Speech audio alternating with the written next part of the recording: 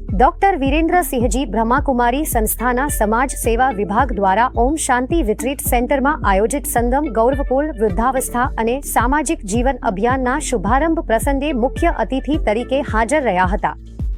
દાદી પ્રકાશમણી સભાગૃહમાં આયોજિત કાર્યક્રમમાં તેમણે કહ્યું કે આ માત્ર એક કાર્યક્રમ નથી, પણ એક વિચાર છે જે સમાજમાં વૃદ્ધોને સન્માન સાથે ગૌરવપૂર્ણ જીવન જીવવાની પ્રેરણા આપશે. આ અભિયાન ભારત સરકારના સામાજિક ન્યાય અને અધિકારિતા મંત્રાલય તથા બ્રહ્માકુમારી સંસ્થા વચ્ચે થયેલા મેમોરેન્ડમ ઓફ અન્ડરસ્ટેન્ડિંગ MOU અંતર્ગત યોજાયું હતું.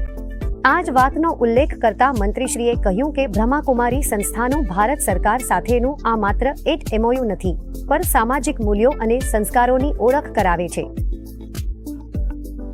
બ્રહ્માકુમારી એક વૈશ્વિક આધ્યાત્મિક સંસ્થા છે જે આવા અભિયાનોને લોકો સુધી વધુ સારી રીતે પહોંચાડી શકે છે. આ MOU માત્ર કાગળ પરનું દસ્તાવેજ નથી, પણ તે સંવેદનાઓ, મૂલ્યો અને સામાજિક જવાબદારીઓનો અહેસાસ આપણા સૌને કરાવે છે.